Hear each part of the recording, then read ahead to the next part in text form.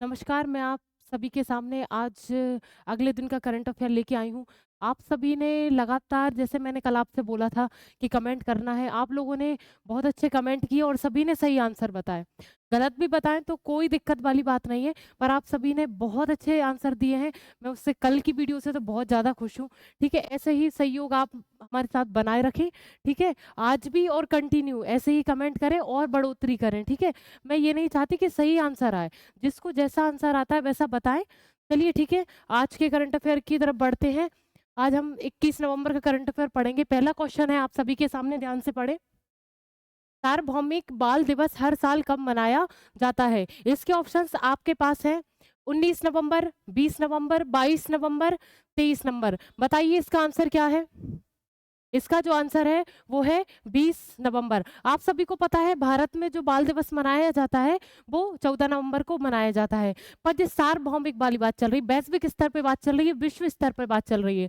तो हम ये दिवस जो सार्वभौमिक विश्व दिवस है, सॉरी बाल दिवस है, ये हम कब मनाते हैं? ये हम मनाते हैं 20 नवंबर को मनाते हैं और हमारा जो भारत में बनता है वो कब बनता है? वो 14 नवंबर को बनता है। इसका जो इस दिवस को जो मनाने का उद्देश्य ये है कि अंतर्राष्ट्रीय स्तर पर, विश्व स्तर पर जो बाल हैं मतलब बालक हैं, बालिकाएँ हैं, जो भी अभ्यर्थी हैं, छोटे बच्चे हैं या फिर बड़े बच्चे हैं, अभ्यर्थी हैं, बालक के श्रेणी में आते हैं, बालिका की श्रेणी में आते हैं। उनको बढ़ावा देना, उनको जागरूक करना, हर क्षेत्र के प्रति जागरूक करना और एक-दूसरे के प्रति विश्व स्तर पर जो भी बच्चे हैं, उनको पारस्परिक पारस्परिक प्रेम और सद्भावना की भावना जागृत करना, इस दिवस का उद्देश्य है। ठीक है? चलिए, आप सभी को पता चल ही गया और ये जो दिवस है सबसे पहले 1954 में मनाया गया था।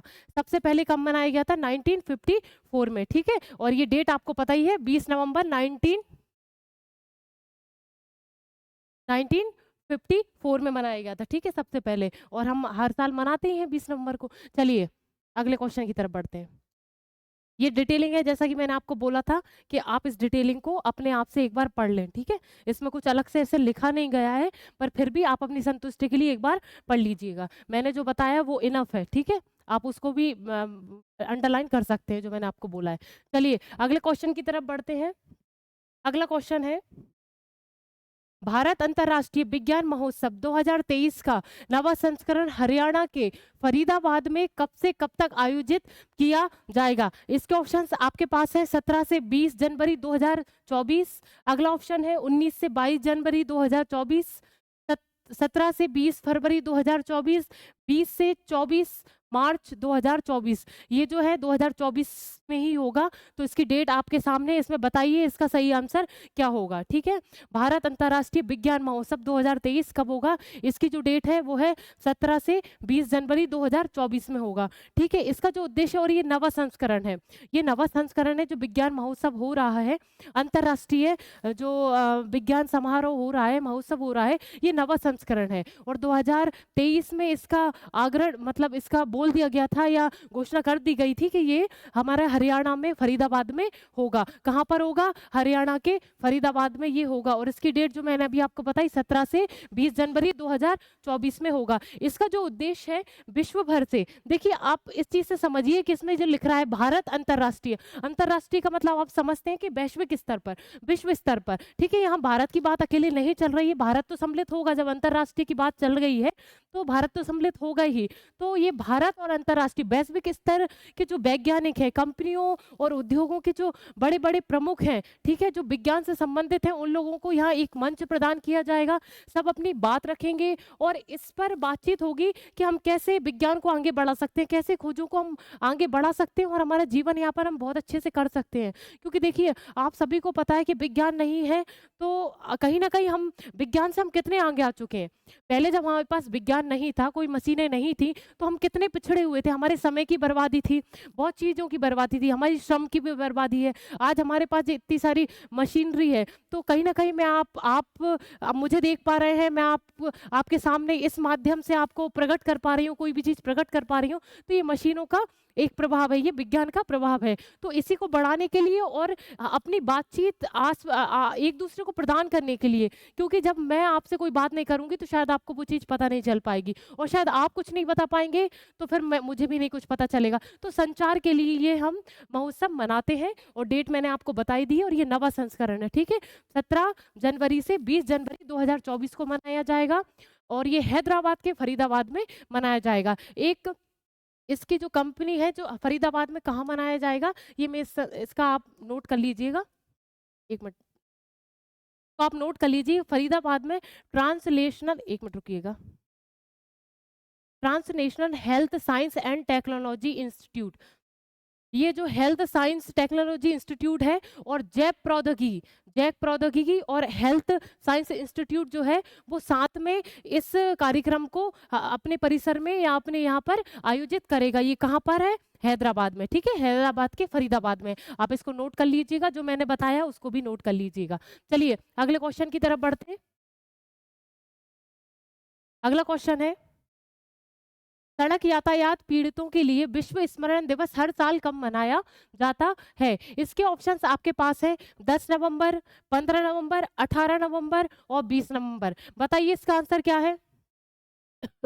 इसका जो आंसर है वो है 20 नवंबर। देखिए ये जो सड़क यातायात पीड़ितों के लिए जो विश्व स्मरण दिवस मनाया जाता है, ये उस उद्देश्य से मनाया जाता है कि जब भी कोई, आप देखते ही हैं कि सड़क पर कितनी दुर्घटनाएं हो रही हैं, तो उसका कारण पता किया जा सकता है कि जैसे आप उसकी जांच करेंगे, जब कोई दुर्घटना होगी तो उसकी जांच की जाती है कि ये किस कारण से हुआ, कि ये चालक की लापरवाही से हुआ या कोई सरकार की कार्य, मतलब जो कार्य हैं, सड़क अच्छे से नहीं बनाई गई उसका कार्य पालन करने से नहीं हुआ, मतलब क्या रीजन था कि दुर्घटना हो चुकी है, ठीक है? तो उसकी जांच करना, ये एक स्मरण दिवस मनाया जाता है 20 नवंबर को, कि हम इन चीजों पर हम सुधार कर सकते हैं, इन चीजों पर हम बात करते हैं कि हम कितनी सड़क दुर्घटनाओं से हम कम हो सकते हैं, कितनी मृत्यु दर बढ़ रही है सड़क दुर्घटना से, तो हम इसको किस तरीके से कम कर सकते हैं और इसमें हम कितना अच्छा सुधार कर सकते हैं, ठीक है? सड़क परिवहन को हम कितना अच्छा सुधार सकते हैं। तो ये मंच एक प्रदान किया गया है, तो हम एक दिवस मनाते हैं, उसका दिवस का नाम क्या है? विश्व स्मरण दिवस, जो सड़क यातायात पीड़ितों को याद करके मनाया जाता है और उसके सुधार के लिए बनाया जाता है, ठीक है? चलिए, और इसमें कुछ ज्यादा नहीं है, सिर्फ इतना ही इंपॉर्टेंट है। हाँ चलिए, एक बार आप ये पढ़ लीजिएगा, है ना? ये इसकी डिटेल दी है, आप पढ़ लीजिएगा, दिख रहा होगा, सभी को दिख रहा होगा। चलिए अगले क्वेश्चन की तरफ बढ़ते हैं।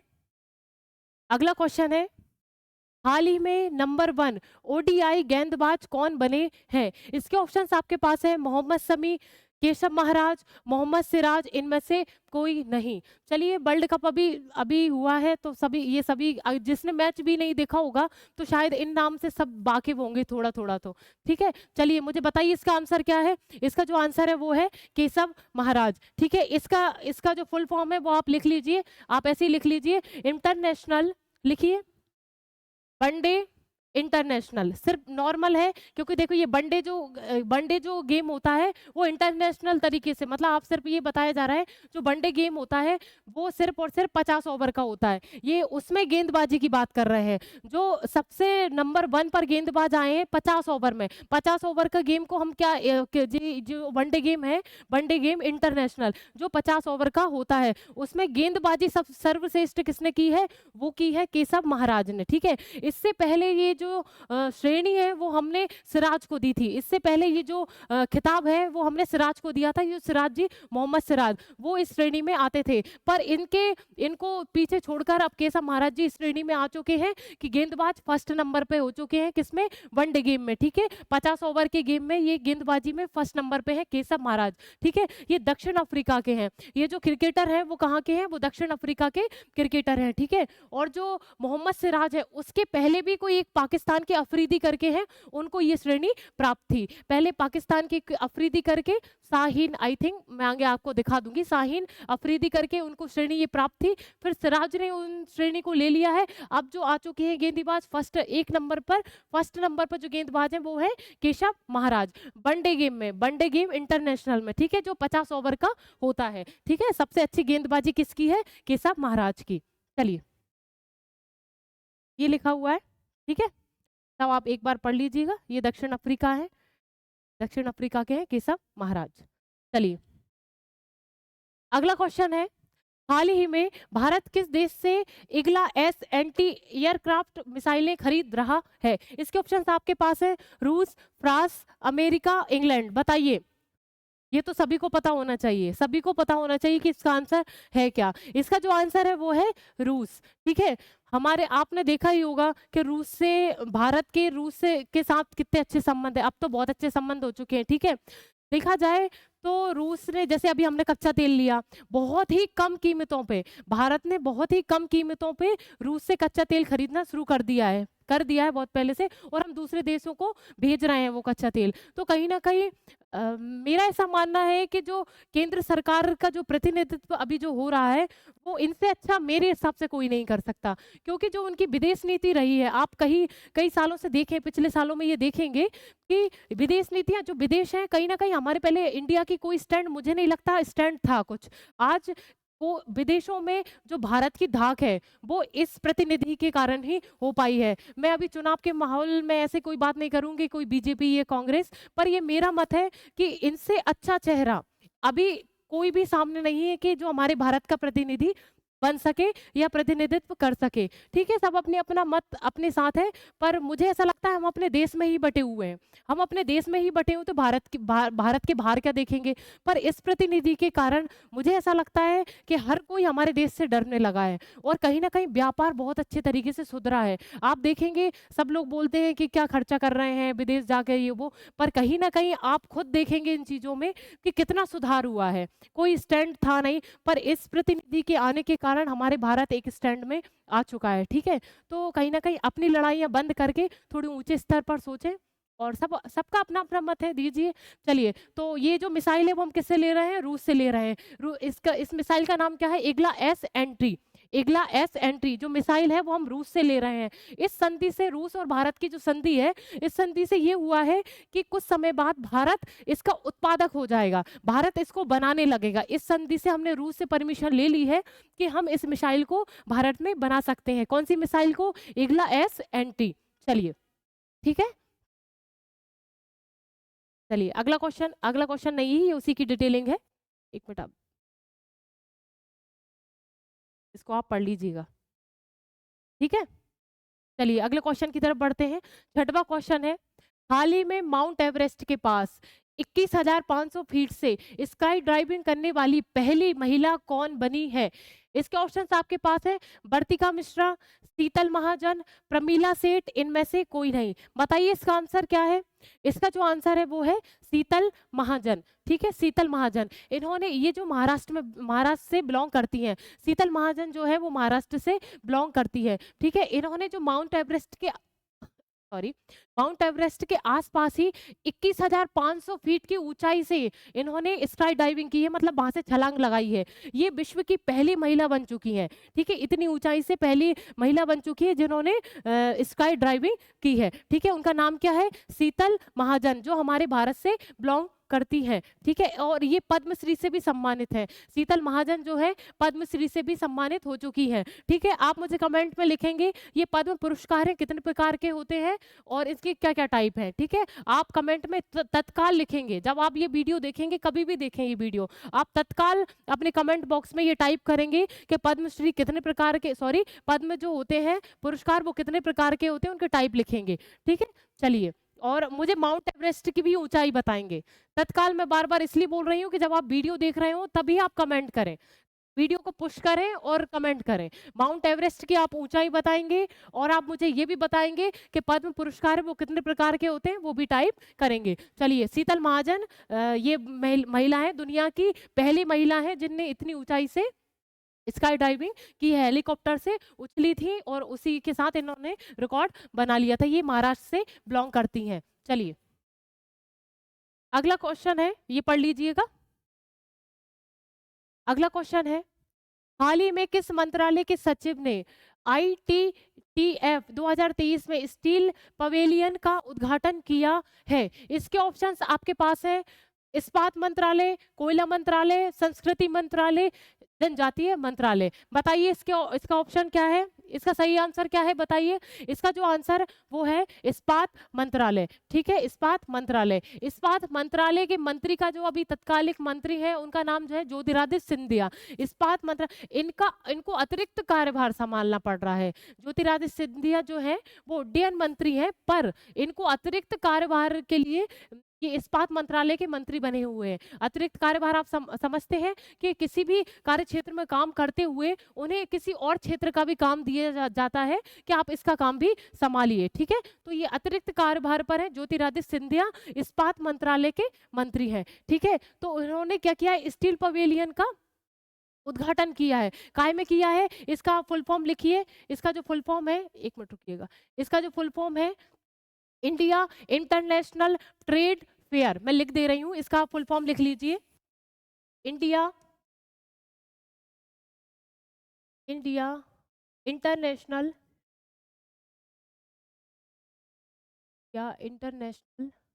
Trade fair 2023। इसको हम हिंदी में बोलेंगे भारत अंतरराष्ट्रीय व्यापार मेला।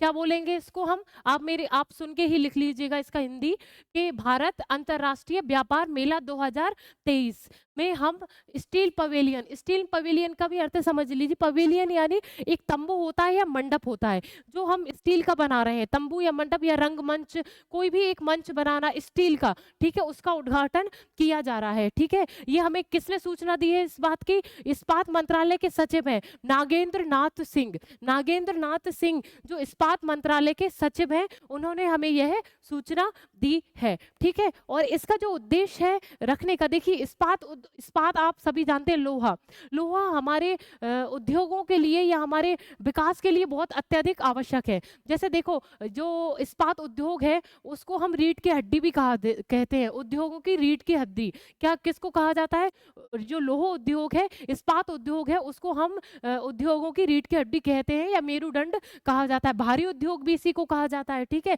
आधारभूत उद्योग भी इसी को कहा जाता है। कहीं ना कहीं विकास में हमें लोहा बहुत आवश्यक है। बिना लोहा का आप देखिए कुछ भी नहीं, कहीं ना कहीं हमें हर चीज में लोहे की आवश्यकता होती है, तो उसकी अधिकता होना यानी हमारे इधर प्लस पॉइंट होना। ठीक है, तो इस्पात हमें इतना मायने रखता है। और कहीं ना कहीं हमारे भारत में जो है वो पश्चिम बंगाल में, झारखंड में, उड़ीसा में, ठीक है, छत्तीसगढ़ में, यहाँ पर इस्पात अत्यधिक मात्रा में पाया जाता है। कहाँ पे, पश्चिम बंगाल में, झारखंड में। ठीक है, इधर वाले क्षेत्र में आपको मैप अभी कभी अब मैं सीख जाऊंगी अच्छे से स्मार्ट बोर्ड तो आपको निकाल के बताऊंगी। पश्चिम बंगाल, झारखंड, उड़ीसा, छत्तीसगढ़, यहाँ पर हमें इस्पात या लोहा अत्यधिक मिलता है। ठीक है, और जो कच्चा लोहा जो है, कच्चा लोहा के मामले में उत्पादक देश जो है फर्स्ट नंबर पे चीन है। एक मिनट लिख दे रही मैं, कच्चा लोहा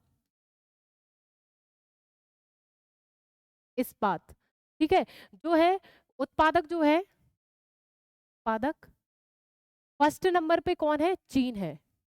कौन है, चीन। कौन है, चीन है। और तीसरे नंबर पर कौन है, कच्चा लोहा उत्पादक के क्षेत्र में कौन है, भारत।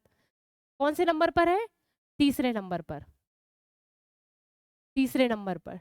ठीक है, कच्चे लोहे की बात कर रहे हैं, फर्स्ट नंबर पे चीन है और तीसरे नंबर पर कौन है, भारत। ठीक है, फर्स्ट नंबर का याद करना जरूरी है, और भारत हम है ही, भारत में रहते हैं तो हम तीसरे नंबर पे आते हैं। ठीक है, और स्पंज लोहा, अगर स्पंज लोहा करके आपको ऑप्शन आ जाए कि स्पंज लोहा उत्पादक करने वाला सबसे बड़ा देश कौन है, तो हम आएंगे भारत फर्स्ट नंबर पे। स्पंज लोहा, स्पंज लोहा उत्पादक फर्स्ट नंबर भारत। ठीक है, भारत में सर्वाधिक स्पंज लोहा उत्पादित होता है, और कच्चा लोहा हम तीसरे स्थान पर आते हैं उत्पादक के क्षेत्र में। ठीक है, चलिए आप सभी को ये मैं बता दिया है। चलिए अगला क्वेश्चन है, ये आपकी डिटेलिंग पढ़ लीजिए आप सब। ठीक है, इसमें कुछ अलग से ऐसा लिख नहीं रहा है। ठीक है, चलिए अगला क्वेश्चन है, हाल ही में किस राज्य सरकार द्वारा अध्ययन मोबाइल ऐप लॉन्च की गई है। ये क्वेश्चन रिपीट हो चुका है। अगर आप सभी को याद हो तो ये क्वेश्चन रिपीट हो चुका है। इसका जो आंसर है वो केरल। मैंने आपको बताया था एक ऐप लॉन्च किया है, तीर्थ स्थलों के बारे में जानकारी देगा। शायद आप सभी को याद आ जाए जब मैं बोल रही हूँ कि एक ऐप ऐप लॉन्च किया गया था सबरीमाला क्षेत्र करके। वहाँ पर एक क्षेत्र तीर्थ स्थल है सबरीमाला, वहाँ पर ये ऐप स्थापित किया गया है। ये तीर्थ स्थलों की जानकारी देगा। इसमें 4 या 5 लैंग्वेज फिट की गई हैं। जैसे ये दक्षिण भारत की लैंग्वेज फिट की गई हैं। केरल आप सभी जानते हैं दक्षिण भारत का एक राज्य है, ठीक है। इसमें दक्षिण भारत की लैंग्वेज फिट की गई है, मलयालम, तेलुगु, तमिल, कन्नड़, ठीक है। ये सब लैंग्वेज इसमें फिट की गई है। ये जानकारी तीर्थ स्थलों की जानकारी देगा, ठीक है। इससे कहीं ना कहीं तीर्थ स्थलों की, दक्षिण भारत के तीर्थ स्थलों की विस्तृतता सभी लोगों को पता चलेगी, ठीक है। तो ये केरल राज्य में स्थापित हुआ है, ठीक है। और ये जो ऐप है कहीं ना कहीं, जैसे ये सब स्पेशल जो ऐप लॉन्च किया गया है वो सबरीमाला के लिए लॉन्च किया गया है, ठीक है। सबरीमाला एक केरल का एक तीर्थ स्थल है, ठीक है। एक मिनट रुकिएगा। सबरीमाला जो क्षेत्र है वो तीर्थ स्थल है केरल में, ठीक है। यहाँ पर क्या होगा, एक अयप्पा अयप्पा देवता करके कोई देवता है, अयप्पा। अब केरल में ऐसे ही मतलब दक्षिण भारत में देवताओं के नाम भी ऐसे ही होते हैं। अयप्पा देवता है, उनकी पूजा की जाती है। इस इन देवताओं की पूजा मकर बिलुप्पी कुछ करके शायद इसी में आएगा, मैं आपको बताऊंगी, वो नाम अजीब है, ठीक है। उस पर्व पर अयप्पा देवता की पूजा होती है, वहाँ लाखों से जनसंख्या आती है। तो उसको मैनेज करने के लिए और तीर्थ स्थल की सही जानकारी देने के लिए हमने ये ऐप लॉन्च किया है। किस राज्य सरकार ने किया है? केरल राज्य सरकार ने। चलिए इसका मैं आपको थोड़ा सा पढ़ा दे रही हूँ। एक मिनट। केरल बल विभाग ने वन सबरीमाला, मैंने अभी आपको बताया, सबरीमाला तीर्थ यात्री, ठीक है, का मार्गदर्शन करने के लिए एक नया ऐप अध्ययन लॉन्च किया है, ठीक है। ये 5 भाषाएं जो मैंने आपको पढ़ा दी, मलयालम, तमिल, कन्नड़, तेलुगु और हिंदी। हिंदी भी इसमें सम्मिलित होगी। इसका उद्देश्य माला, ठीक है, आप कुछ मत पढ़िए। जो मैंने आपको त्योहार बताया ना, जो अयप्पा जो देवता है उनकी पूजा होती है, वो किस त्योहार पे होती है? मंडला मकर बिलकुक्कू। ये केरल का एक त्योहार है, या एक हम जैसे हमारे इधर त्योहार होते हैं, तो ऐसा ही उनका एक त्योहार है, मंडला मकर बिलकक्कू, ठीक है। इस त्योहार पर हम अयप्पा देवता की पूजा करते हैं। चलिए आगे बढ़ते हैं।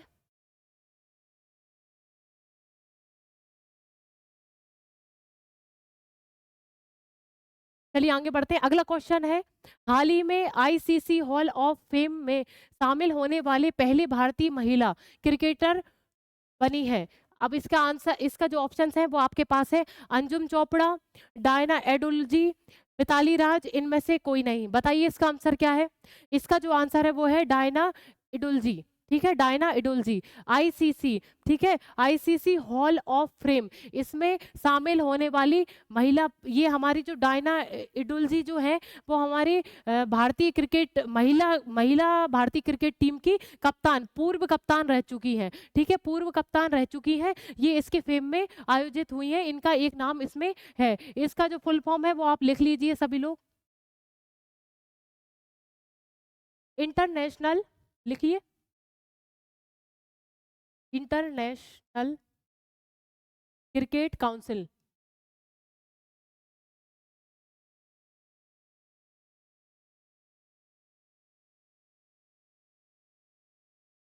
ये राइटिंग पे आप ध्यान ना दें यार अब, ठीक है।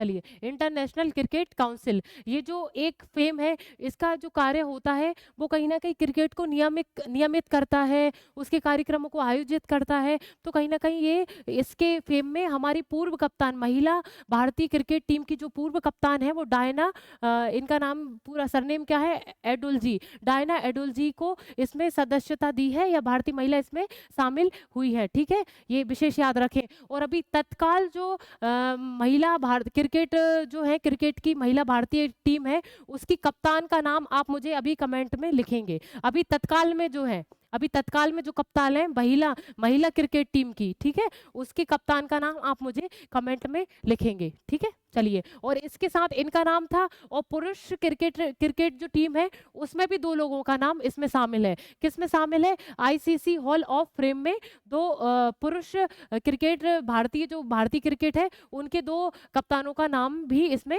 शामिल है, ठीक है। चलिए, और ये श्रीलंका, इसमें बीरेन सहवाग को, हमारे भारत के बीरेन सहवाग को, और श्रीलंका के अरविंद जी, श्रीलंका के अरविंद डिसिविल्वा डिसिल्वा, ठीक है, अरविंद डिसिल्वा जो श्रीलंका के, इनको इससे सम्मानित किया गया है, इस फेम में इनको सम्मानित किया गया है। किस किस को किया है? बीरेन सहवाग को जो हमारे भारत के हैं, और श्रीलंका के अरविंद डिसिल्वा को इसमें सम्मानित किया गया है। चलिए अब लास्ट क्वेश्चन है, आज का लास्ट क्वेश्चन है, हाल ही में इस्लामिक अरब शिखर सम्मेलन कहाँ संपन्न हुआ है? इसके ऑप्शंस आपके पास है, रियाद, दुबई, तेहरान, इनमें से कोई नहीं। इसका आंसर बताइए, क्योंकि ये तो आप सभी को पता होना चाहिए, क्योंकि ये जो इससे जो संबंधित जो लड़ाई चल रही है वो बहुत टाइम से चल रही है, ठीक है। तो इसका आंसर मुझे बताइए क्या है। इसका आंसर अगर किसी को पता है तो तुरंत रजिस्टर में लिखें, ठीक है। इसका जो आंसर है वो है रियाद, ठीक है। ये जो शिखर सम्मेलन है, इस्लामिक अरब शिखर सम्मेलन, ये मुसलमानों को इकट्ठा, अरब के जो मुसलमान हैं उनको इकट्ठा करके एक सम्मेलन हुआ है, ठीक है। ये रियाद में हुआ है। रियाद कहाँ है? रियाद सऊद अरब की जो है उसकी राजधानी है। कहाँ है? कौन है? रियाद, ठीक है। सऊदी अरब की जो राजधानी है वो है रियाद, ठीक है। वहां पर ये शिखर सम्मेलन आयोजित हुआ है, ठीक है। ये जो शिखर सम्मेलन है उसके आयोजित होने का एक रीजन सबसे बड़ा ये है कि आप सभी को पता होगा, इजराइल और फिलिस्तीन, इजराइल और फिलिस्तीन की अक्टूबर से ये लड़ाई चल रही है। हालांकि ये लड़ाई तो बहुत पुरानी है, पर ये जो जोर से, जिसको मतलब मृत्यु दर बहुत बढ़ा दी है इस युद्ध ने, कब से? अक्टूबर से ये इजराइल और फिलिस्तीन का युद्ध शुरू हुआ है, और ये मृत्यु दर बहुत बढ़ चुकी है। तो अभी तक इसका कोई सॉल्यूशन नहीं निकला है। इसलिए सभी अरब के जो मुसलमान हैं उनको एकत्रित करके इस लड़ाई को, या युद्ध को शांत करने का एक मंच प्रदान किया है, ठीक है, सऊदी अरब ने, ठीक है। इसलिए, और आप सभी जानते होंगे फिलिस्तीन और इजराइल जमीनी क्षेत्र के लिए लड़ाई हो रही, बहुत पहले से लड़ाई है इसकी, तो ठीक है। एक गाजा पट्टी आपने सभी ने सुना होगा, ठीक है, और पश्चिमी बैंक, ये उस क्षेत्र के लिए लड़ाई हो रही है कि ये फिलिस्तीन और इजराइल, ये दोनों की लड़ाई हो रही। इसकी शांति के लिए हमने ये शिखर सम्मेलन आयोजित किया है। किसने किया है? रियाद, ठीक है। ये सऊदी अरब की राजधानी है, ठीक है। इसके प्रिंस का नाम क्या है, जो मैं आपको पढ़ा दे रही हूँ, नाम तो याद नहीं होना है क्योंकि बहुत लंबे चौड़े नाम होते हैं। जो रियाद जो राजधानी है, सऊदी अरब के जो प्रिंस हैं, देखिए मैं आपको बताऊं, ये देखिए, अरब साम्राज्य के क्राउन प्रिंस और प्रधानमंत्री, इनके जो नाम देखिए, आप नाम पढ़िएगा, रॉयल हाईनेस प्रिंस मोहम्मद बिन सलमान बिन अब्दुल अजीज अल सऊद। ये नाम इतना बड़ा है, आप एक बार पढ़ लीजिए, याद करने की कोई जरूरत नहीं है, पर एक बार आपके माइंड में हो जाना चाहिए कि ये वहाँ के प्रिंस हैं और प्रधानमंत्री हैं, ठीक है। तो ये उनका एक सहयोग था कि कहीं ना कहीं हम इस युद्ध को समाप्त कर सके, सारे मुसलमान समाप्त कर सके, और जो कट्टरपंथी, जो हमास करके कोई कट्टरपंथी जो समुदाय है, इनको हम इनकी जो लड़ाई है वो हम कम कर सके और शांति का एक मकाम ला सके, ठीक है। तो इसका, इस शिखर सम्मेलन का ये एक उद्देश्य था, ठीक है। चलिए, अब जो आप लोगों ने, जो मैंने कल क्विज दिया था, सभी ने आंसर सही दिया है, सभी ने बिल्कुल सही आंसर दिया है। मैं बार बार बोलती हूँ, सभी के लिए बहुत बहुत साधुवाद, बहुत बहुत धन्यवाद। आप सभी कमेंट करते हैं, बहुत अत्यधिक खुशी होती है। कल के कमेंट देख के मैं आपको बता नहीं सकती हूँ कि आप लोगों ने जो कमेंट किए हैं वो, मैं बहुत खुश हूँ उन कमेंट से। आप कोशिश करें कि आपको, मैं आपको बार बार बोल चुकी, जो आ रहा है आपको वो कमेंट करें, पर मुझे ये खुशी होगी कि आप लोग कमेंट कर रहे हैं और पढ़ रहे हैं, ठीक है। तो उसका जो आंसर है वो आप सभी को पता चल ही गया वो कमेंट से, भारत और भूटान इसका आंसर है। भारत में जो असम है, उसके जो भूटान के गैल्फू, भूटान की एक जगह है गैल्फू, और जो हमारे भारत के असम की जो जगह है कोरकाझार, ये दोनों जगह है, उसको लिंक करके हमने रेल लिंक सम्मिलित की है। रेल लिंक, इस रेल लिंक का नाम हम दोनों स्थानों पर रख दिया है गोल्फू कोकराझार रेल रिंग, ठीक है। मतलब भारत और भूटान इसका आंसर सही है, ठीक है। आप इसको एक बार पढ़ लीजिएगा। चलिए, आज का जो क्विज है वो, इसका आंसर आप सभी को देना है, आप सभी को पता ही है, ठीक है। ज्यादातर संख्या में आप इसका आंसर दें। आज का जो क्विज है उसका क्वेश्चन है, कर्नाटक राज्य ने 19वें कलाकार पुरस्कार, पुरस्कार 2 बार हो गया, पुरस्कार से किसे सम्मानित किया है, ठीक है। 19वें कलाकार पुरस्कार, 19वें कलाकार जो पुरस्कार है वो किसे सम्मानित किया है कर्नाटक राज्य ने। आप उनका नाम कमेंट में लिखेंगे, और जितनी संख्या से हो सके आप कमेंट करें, ठीक है? और आप सभी हमारे जीनियस कोचिंग क्लासेस के ऐप को डाउनलोड करें। वहाँ आपको अगर कोई भी कोर्स परचेज़ करना है, किसी भी सब्जेक्ट का, संविधान का हुआ, भूगोल का जो भी हुआ, आप परचेज़ कर सकते हैं, ठीक है? और आप ऐप डाउनलोड करें और हमारे साथ लगातार बने रहें। इसी के साथ मैं कल मिलती हूँ। राधे-राधे।